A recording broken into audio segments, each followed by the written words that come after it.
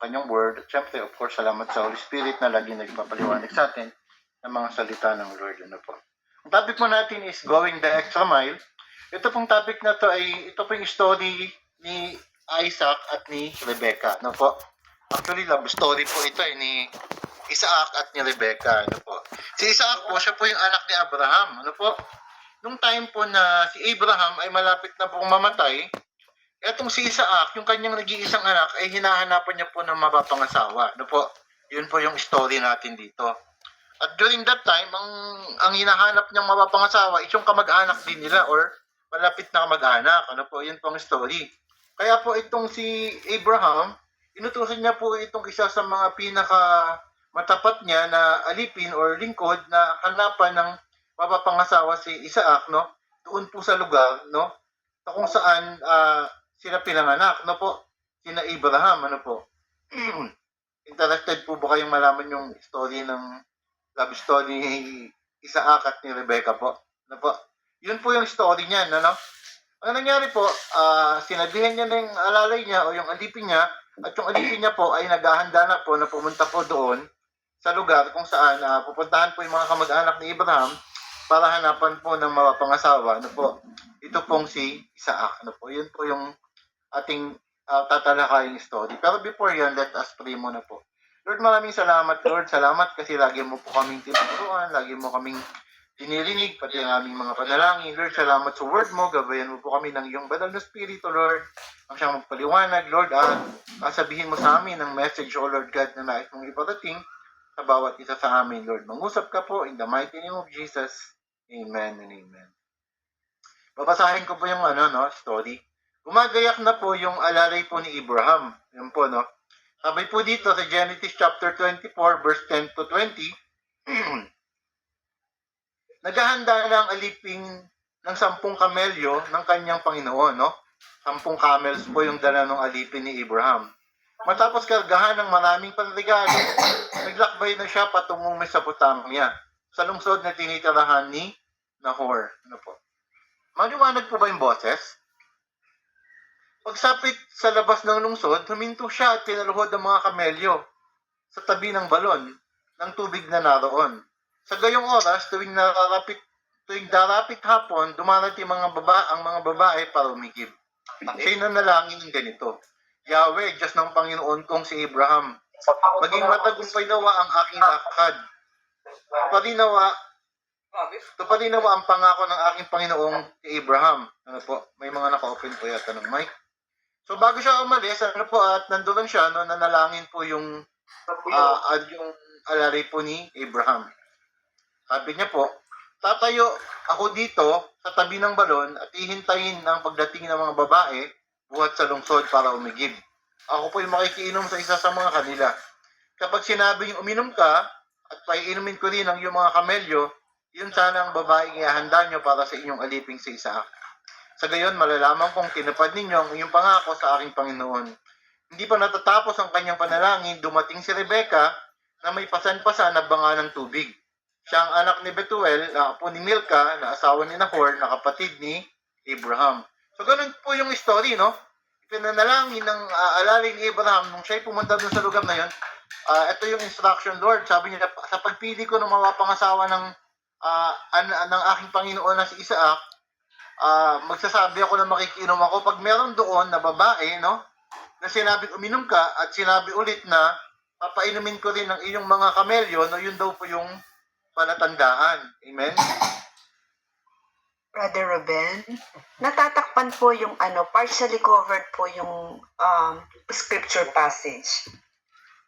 Meron po tumatakip na parang black. Dali lang po.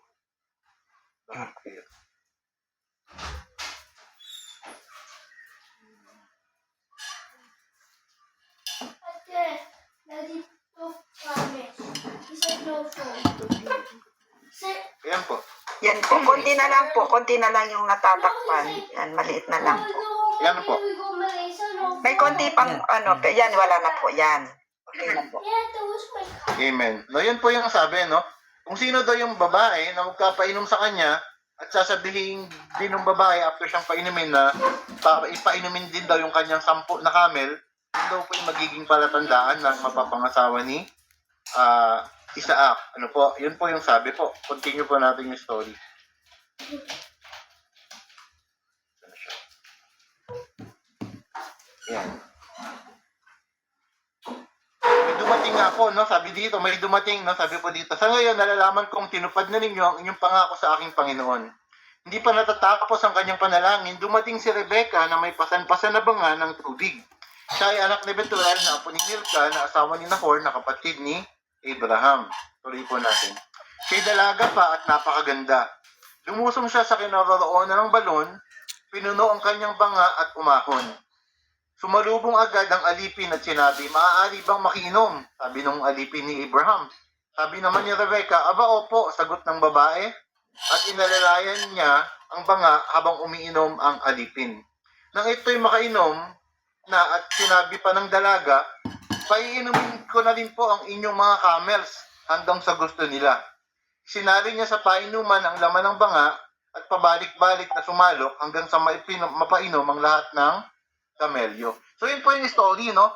Sa pamamagitan ng sign na hiningi po ng alipin ni Abraham, na eksaktong-eksakto, hindi pa siya natatapos manalangin. Dumating na si Rebecca, at kung ano yung eksaktong panalangin niya, na pag siya ay nakinom, at itong babae na to ay nag-offer pa na painumin pati yung camel niya, yun daw ang magiging palatandaan na yun po ang pinipili ni Lord para doon kay Isaac, no po?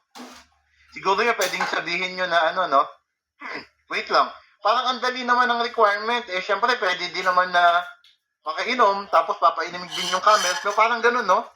Pero kung titignan po natin yung konsepto po nito, at titignan natin maigi, ano pa, mabigat po ba yung kondisyon na yon?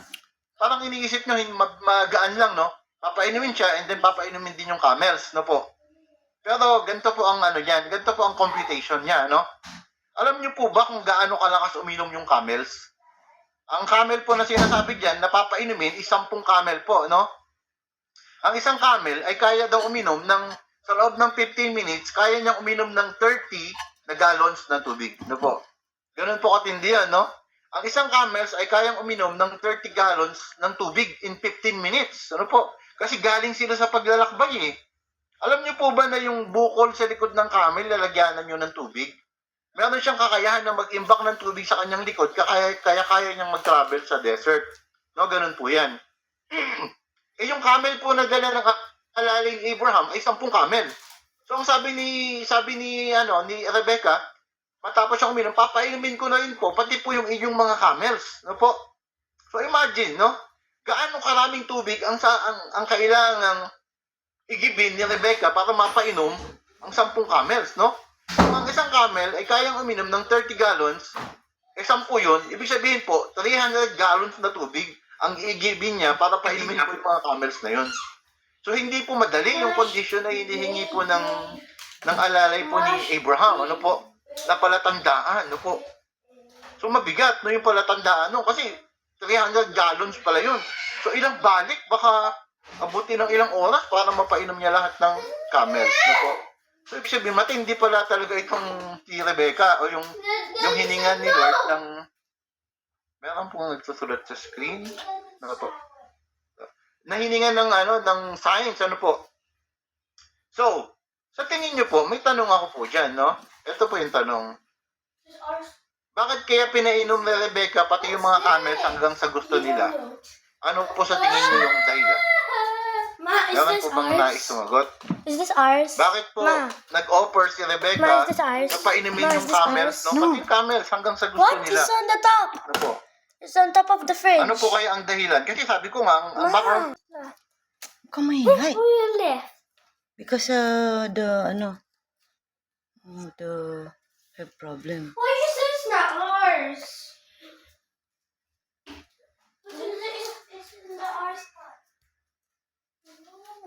offer si Rebecca na ganun. Meron po ba? Kahit isa lang po. Hula lang po. May premyo po na Starbucks po na certificate. Ano po sa tingin ninyo? Bakit niya ginawa po yun?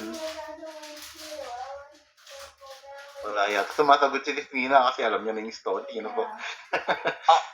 Because it's her character. Ano po? Kaya siya nag-offer na painumin yung camels, hindi dahil nagpapakitang gira siya, hindi dahil gusto niyang magpa-impress, kung hindi, yun talaga yung karakter ni Rebecca. Amen? Narinig niyo po? Yun yung karakter niya, no? Hindi siya nagpapa-impress kung hindi talagang karakter niya na tumulong. Gusto niya na makatulong sa kapwa, or meron siyang karakter na talagang may pagmamalasakit siya, ano po? Sabi po dito, ito po yung pamagat natin, no, yung going the extra mile. Make going the extra mile be your character. Make it a habit to give 1% more. Ano po? Ang ibig sabihin po niyan, ano man yung ginagawa natin, o ano man yung nais mong paglingkod, o yung mga bagay na pinagtutuunan mo ng pansin, no, para sa kapwa mo, or para kung kanino, pwede bang magbigay ka pa ng higit pang nilya? Ano po? No, going the extra mile, no? Sabi nga ni Jesus doon sa story niya, pag pinagpasan ka ng You want? ng isang dayuhan ng kanyang mga gamit, no, ng 1 kilometro, ipasanin mo pa raw ng 1 kilometro or going the extra mile, no? So, ginawa po yun ni Rebecca, hindi kung ano pa man, kung hindi, yun yung character niya. Talagang ganun yung character niya, no? Doon po tayo magpo-focus tungkol sa going the extra mile, no? Sabi dito, make it a habit to give 1% more. No, kailangan daw maging habit natin na hindi lang yung buo yung ibibigay natin, kung hindi magtira ka pa daw ng ibibigay mo na, lampasan mo pa ng 1% yung ibibigay mo. No po? Oh, did you throw it? Yan yung pag-aaralan po natin. Ayan. No, I didn't throw everything. Ito po ay isa sa mga prinsipyo ng buhay, no, kung bakit nagkakaroon ng mga pagiging successful, no? Alam natin ang success ng gagaling po yan kay Lord. Pero may tinuturo din sa atin si Lord, si Jesus, patungkol sa pagiging success, no po? One of the principle of success in life that you should know, ito po, maaaring hindi alam ng iba or alam na ng iba, no? Ito po yung isang prinsipyo na dapat natin gawin kung nais natin magtagumpay sa buhay. The one who gives 1% more wins. No po? Yung tao daw, o yung mga tao, o isang person na nagbibigay ng higit, 1% na ng higit sa 100%, siya po yung nagtatagumpay. No? Bakit kaya, no? The one who gives 1% more wins, or siya ang nananalo sa buhay, no? Kasi meron pong tatlong uri ng tao. Ganito po yan, no? Ang unang uri ng tao, yung below ordinary. Ano po yung mga below ordinary na tao, no? Ito po yung mga mabilis sumuko sa buhay, na may mga pangarap sila sa buhay, tapos ginawa nila yung effort nila. Nag-effort naman sila. Kaya lang, nung nakaranas sila ng mga problema, mga suliranin, rejections, ano man, Wait mga lang, humad lang sa kanila, Please mo. medyo karamdaman man yan, kakulangan sa kung saan, no? Nag-give up na kaagad sila. Or they surrender their dreams, no? Yan daw po yung, tinatawag na below ordinary people. Meron po ba sa inyo na ganyan? Na pag nakaranas ng mga problema, nakaranas ng mga sagabal, nakaranas ng mga balakid, sumusuko na kaagad. So that's why they give up their dreams. So hindi po sila nagtatagumpay. Number 2, no? Ito daw po yung mga ordinary na tao. Sino po yung mga ordinary na tao? People who have experienced a little success in life because they gave their 100%. No? Nakakagulat po ba to? Yung mga tao daw na nagbibigay ng 100% o 100% nila, common people lang daw po yan. No? Ordinary lang. No? Pag may So, kung ginagawa pala, nagbibigay ka ng 100% effort sa lahat mong ginagawa. Sa trabaho, That is there. sa Why don't you, ministry, let him sa family, sa lahat. No? Lahat Ang ginagawa mo, kung binubuhos mo yung 100% mo po, ang tawag po sa'yo ordinary or common. Because why? Because it's a common requirement, no? Pag meron kang ginagawa, ang expectation ng tao, gagawin mo yung talagang kaya mo, yung 100% mo, ano po? Yan doon po yung ordinary people. Ano naman po yung mga extraordinary people? Yung mga extraordinary people, sila po yung nagbibigay ng more than 100%. Or nagbibigay ng 1% more or extra pa po doon. Kasi pag mauupunan niyo po, halos lahat ng tao magbibigay ng 100%. So kung meron kang pakikipagkompetensya, or sabihin natin sa ministry man yan, hindi kompetensya sa trabaho, etc., sa pamilya, kung 100% lang yun daw yung ibibigay, halos lahat naman, so wala kang edge, no?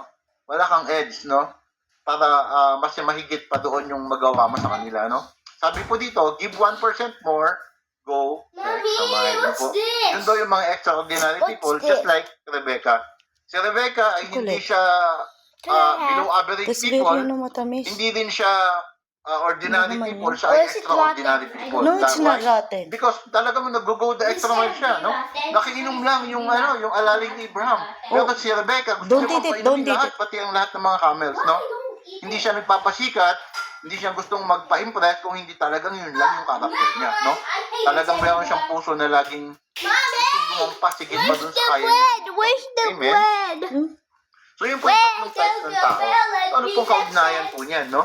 Sa ating topic ngayon, no? Bilang tao, bilang mga, ano po ng Diyos, bilang mga Christians, ano po? Bilang mga tao na nais magtagumpay sa buhay, ano po? She's not Sabi po working. dito, going the extra mile, make it a habit to give 1% more. Paano po natin may apply yan sa buhay, no? Halimbawa, in serving the Lord, no? Lahat po tayo dito, kay Kristiyano ka, o hindi, kung matagal ka ng Kristiyano, o bago ka pa lang Kristiyano, ano po? In serving the Lord, paano mo ma-apply yung going the extra mile, no? Give more than your 100%. Because this is the ultimate purpose of your life. Kaya itodo mo yung paglilingkod mo kay Lord. Amen. Ito po. Gusto mo magtagumpay sa buhay, ano po? Maglingkod ka kay Lord. Ano po? Marami kasing taong gustong magtagumpay sa buhay, pero gusto mo naglilingkod sa Diyos. No? Ang hinahabol nila yung mga blessing lang, pero yung blesser, hindi po nila ginagawa.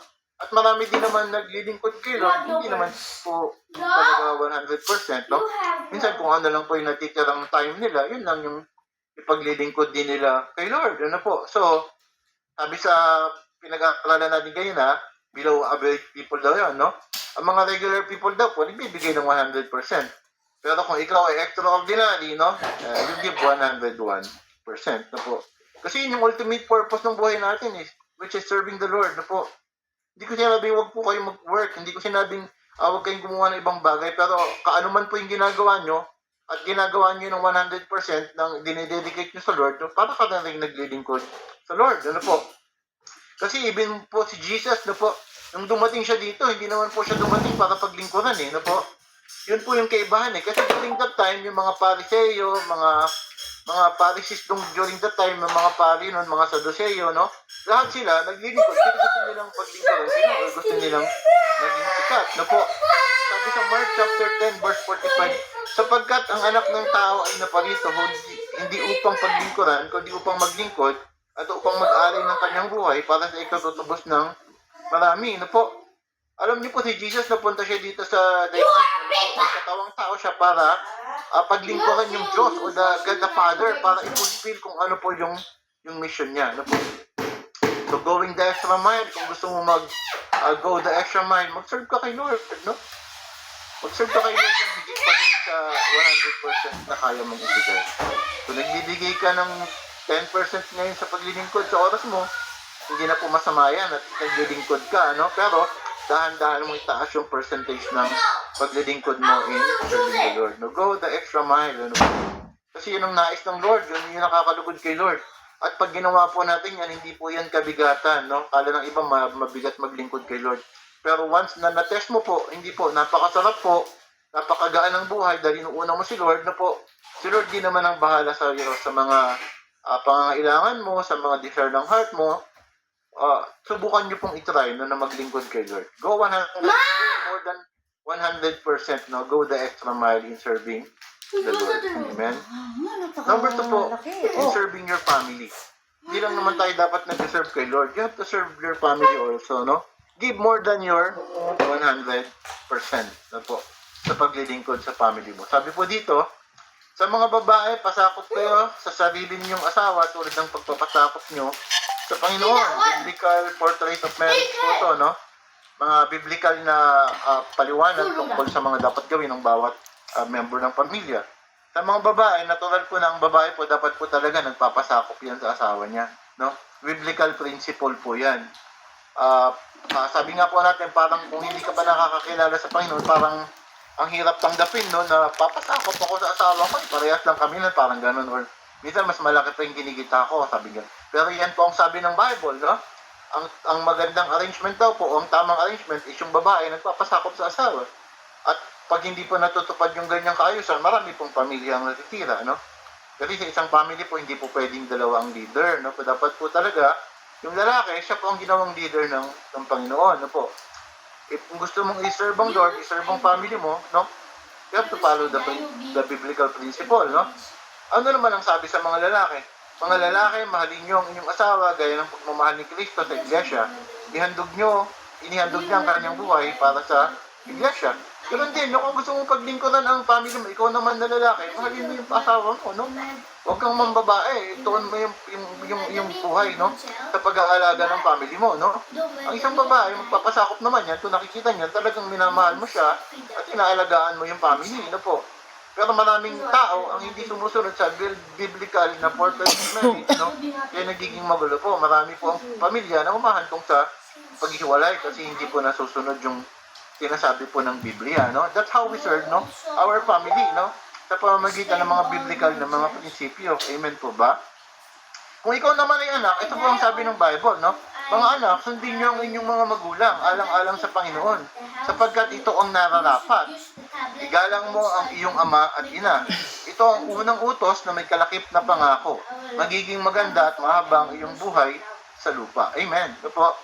Maraming kabataan, maraming mga anak, ang gustong maging matagumpay sa buhay, pero hindi po nila pinagtutuunan ng pansin itong pangako na to ng Lord, no? Ito yung utos na may kasamang pangako po, sabi po dyan. Kung ginagalang mo yung mga magulang mo, no? Pinaglilingkuran mo din sila, ano po, ito po yung mga tao na nabe-bless ng Lord. Kasi utos po yan ng Lord na may kasamang promise po na magiging maganda at mahabang iyong buhay daw po dito sa lupa. Amen po ba? Pero marami po nakaka-ignore niyan. Alam niyo po, wala pong tao o anak na nagiging successful, na nagiging masama sa kanyang mga magulang o hindi gumagalang at hindi po naglilingkod sa kanyang mga magulang, no? Pagsilbihan mo yung mga magulang mo, lalo na may mga edad, habang buhay pa ang mga magulang mo, talagang you have to serve them. Kasi maraming tao ang nagsisisi, hindi nila binibigay yung 100% nila, no?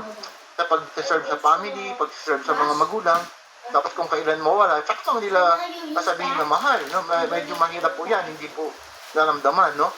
You have to give more than 100% no, in serving your family. Ito naman po ang sabi sa mga magulang. Mga magulang, huwag niyong ibuyo sa paghihimagsik laban sa inyong mga anak. Sa halip, palakihin niyo sila ayon sa disiplina at aral ng Panginoon. Maraming mga magulang naman ang binubuyo nila sa paghihimagsik ng kanilang mga anak or nagkakaroon ng galit, tampo, sama ng loob. Minsan hindi ka naman malupit, kaya lang minsan nagkukulang ka sa oras. Minsan nagkakaroon ng favoritism, no? Minsan hindi mo natutugunan yung mga pangangailangan nila, hindi mo namamalayan, nalalayo na yung loob nila sa'yo. No? That's why, no? We have to follow the biblical ways, no? How to raise children, no? Sa halip, palakihin nyo sila ayon sa disiplina at aral ng Panginoon, no? That's how we serve our family, no? Ang bottom line lang po na tinutukoy dito na magbigay ka ng 100% mo sa pag-serve sa family mo, magmahal ka ng, more than 100% sa family, no? Yung pagpamilya po na nagkakaroon ng pagmamahalan, particularly, no? Sa pangunguna ng mga magulang, nagiging buo po yan, nagiging solid, nagiging matagumpay po yan. Nagiging puno po yan ng kagalakan. Nabe-bless po yan ng Lord, no? So, serve your family. Go the extra mile. Dagdagan mo pa kung ano yung binibigay mo ngayon. Sa ginagawa mo sa anak mo, sa mga family mo, sa asawa mo, no? Magbigay ka pa ng 1% more, no? Kasi yan daw po ang nagtatagumpay. Number 3, in serving through your career or work, no? Sa paglilingkod, sa pamamagitan ng trabaho mo o ano man yung career na meron ka, no? Sabi ko nga kanina, ang paglilingkod sa Lord ay hindi lang paglilingkod sa simbahan or sa mga bagay na ginagawa kay Lord. Alam mo kung ginagawa mo ng tama yung trabaho mo ng may pagmamahal, na po, para ka na rin naglilingkod sa Lord, no? Hindi lang 100%. Kasi sa totoo lamang po, maraming tao ang hindi nagtatagumpay. At minsan, meron din mga Christian na sabi na, bakit Christian ako? Hindi naman ako nabe-bless. Baka naman hindi mo binibigay yung 100% mo. At baka gusto mo pang dagdagan ng 1%. Kasi para kay Lord mo din naman ginagawa yun. Di po ba? Sabi sa Colossians chapter 3, verse 23 to 24. Ano man ang inyong ginagawa, gawin nyo ng buong puso na parang sa Panginoon kayo naglilingkod at hindi sa mga tao. Sapagkat si Kristo, ang Panginoon, pinaglilingkuran ninyo. At alalahanin yung pagkakalooban kayo ng Panginoon ng gantimpalang inilalaan niya para sa inyo. Amen. Ano po? Ano man yung work mo ngayon, nagsimula ka man sa pinakamababa or mataas man yung work mo ngayon, make it a habit to give your 100% plus 1 or plus more. Ano po? Going the extra mile. Yun po yung sinasabi natin dito. Kung gusto mo magtagumpay sa buhay, hindi mo ginagawa to para magsip-sip, hindi mo ginagawa to para magpa-impress, ginagawa mo ito dahil ito yung karakter mo because you are serving the Lord. Ano man ang iyong ginagawa? Gawin niyo ito ng buong puso na parang sa Panginoon kayo naglilingkod at hindi Daddy, yan yung karakter dapat natin at hindi po But yan Daddy broke the hindi promise. po yan panukala He said lang he's o gonna hindi give dapat yesterday. natin gawin, no? And then he Gusto broke nating the magtagumpay promise. sa buhay. At dahil naglilingkod tayo kay Lord. Isipin mo, ano man yung ginagawa mo, nakikita ko si Ate Nancy, nagbe-bake siya ng buko pa dyan. Ano man yung ginagawa niya, she's doing it for the Lord. O si Ate Yam din, nag-ano siya ng buko shake, nakita ko yung mga employee namin sa Buko Express, no? You're doing it for the Lord, no?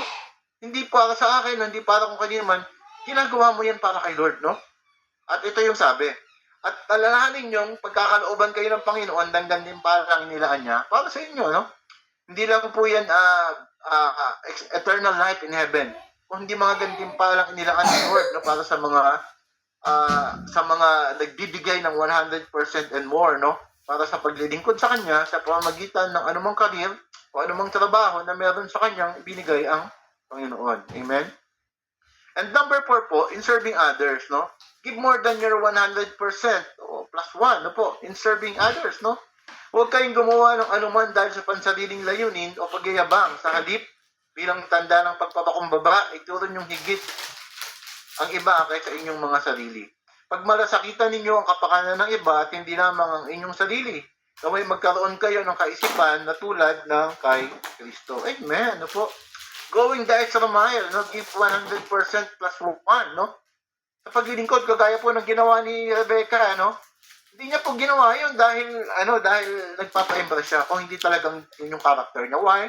Because siya ay alagad ng Lord, no? Siya ay child of God, no? Ginagawa niya yung kasi meron siyang malasakit sa kapwa niya, no?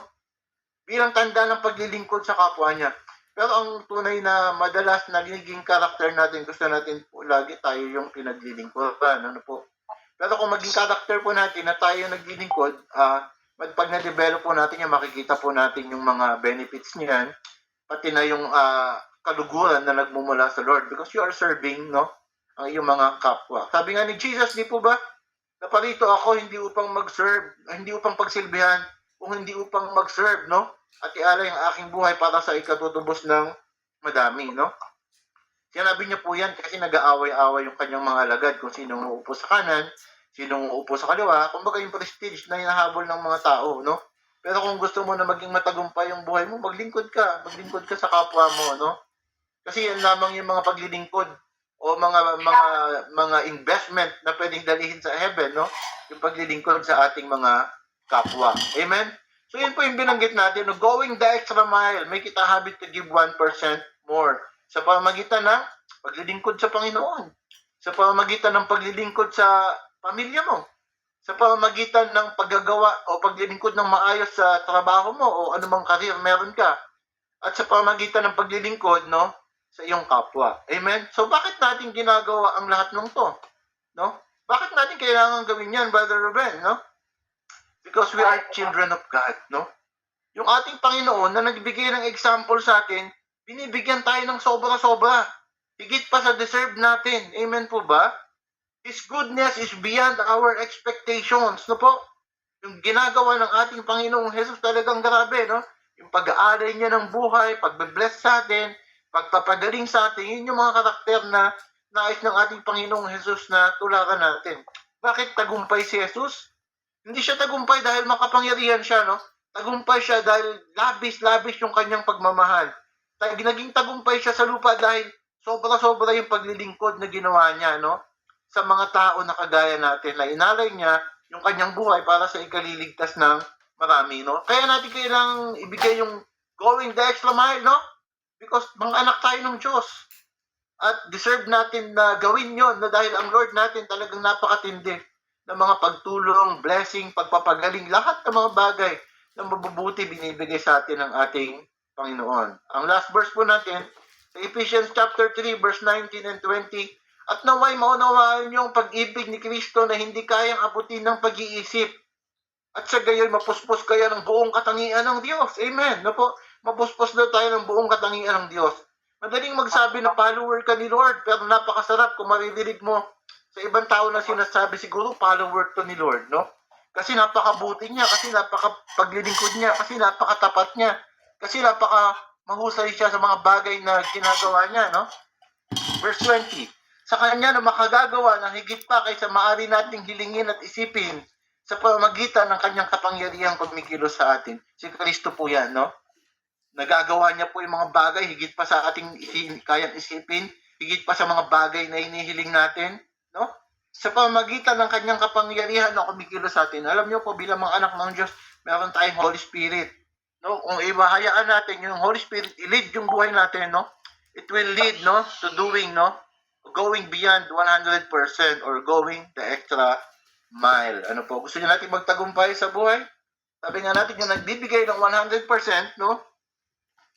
At plus 1 pa, ay nagtatagumpay sa buhay. We are not doing this para sa kung ano pa man. We are doing this for the Lord. Amen?